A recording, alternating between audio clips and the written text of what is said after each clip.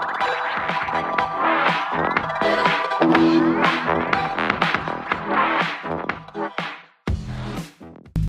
guys, it's CTilde, and today I wanted to go over how I approach doing hair, how I make it look a little more dynamic than just laying down a gradient. So my first step would be to figure out, hello, there she goes, what side the light is coming from, so I can shade from there. So we're going to assume the light is coming from this side of her, our right side. So that's what I'll refer to, our right side is where the light is coming from. So my next step would be to lay down our base coat. And I have made a base coat. She kind of screams red-orange hair to me. So that's what I'm going to do. So this is the color that I have made. Feel free to make it. It's the fourth gradient over that shows a little bit more dark than light. So I have this lighter orangey tone going down to like a burnt reddish orangish tone, which kind of creates this nice orangey golden to brown effect. I typically don't like using the shimmery metallic version. It's too much. So this is the one I would go for when I do hair. So, but keeping in mind that the light is coming from our right side here, I'm going to just kind of lay it down for the most part where I think the light would hit it. It's not going to be that important in some areas because we are going to have to shade it. But I'm going to try and quickly do this so you don't have to watch me lay down a gradient. But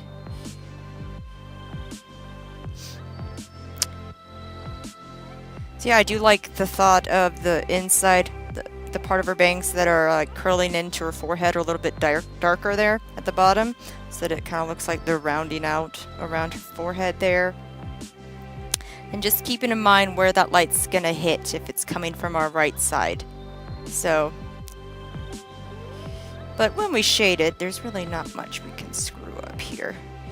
So I'm gonna keep it kind of lower there, and if the light's coming from the right, it's gonna hit where it's bumping out here. There's a better way to say that, but it's lost on me. Where it's bumping out. And then again, when it comes down to her braid, the best way to approach it is one side, the top is light, and the top side here is the closest to where the light's coming from. So this top side of this section of the braid is going to be light, so I'm going to make the bottom side here light, if that makes any sense. If not, you see what I'm doing. You can see it. So basically, you know, light and dark are meeting in the middle here is kind of what I'm going for.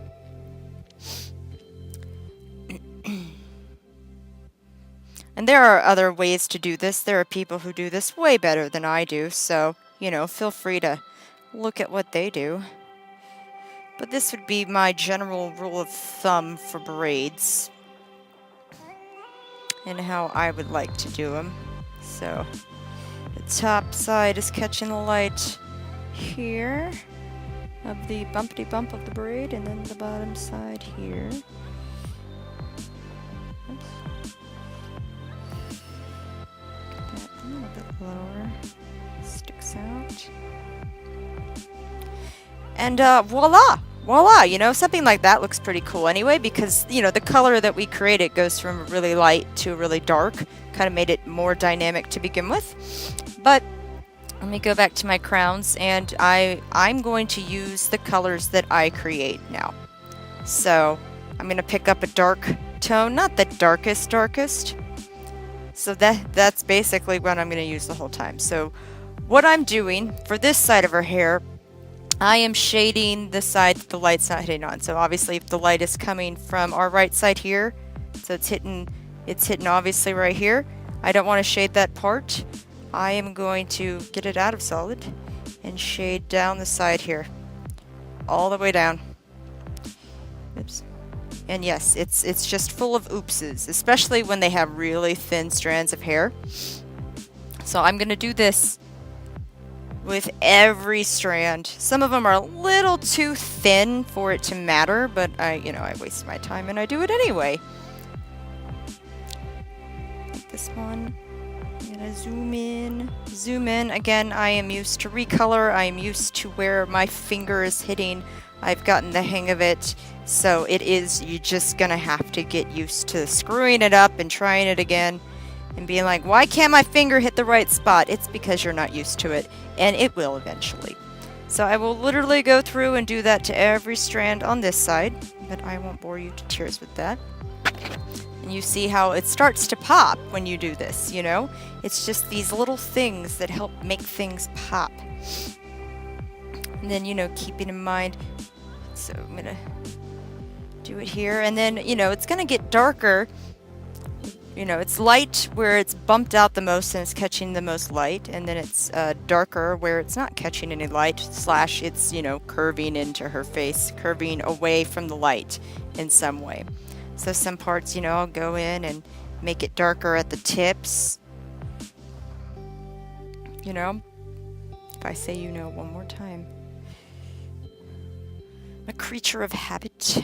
Oops. But yeah, so you get the effect there. And then the same goes for the bangs. That light is coming from the right, so I'm going to shade, I guess, the left side of this strand.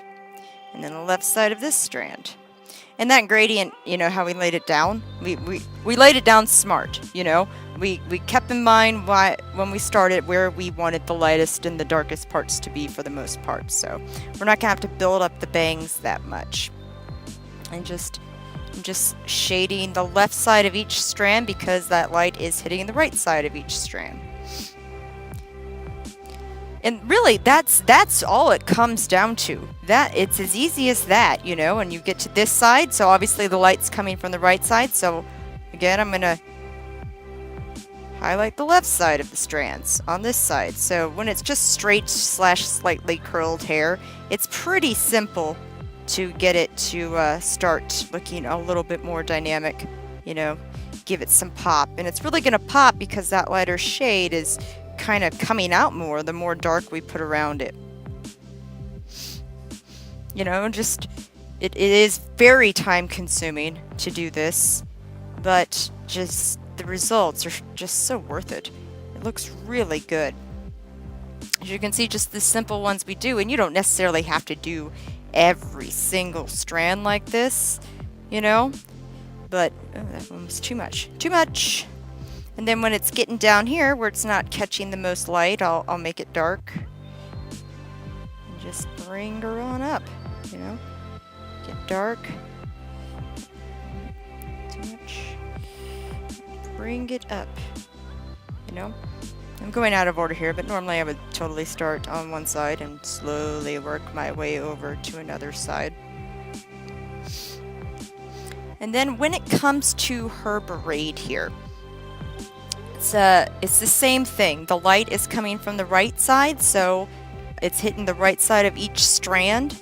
So I'm going to shade in the left side of every strand. Sometimes it helps to, when they're thicker strands, to kind of bring in just a slight right there, and it'll make it pop. And then keeping it dark where it's, you know, going in and not catching any light. It's, you know, darker shades are creating, you know, both they're,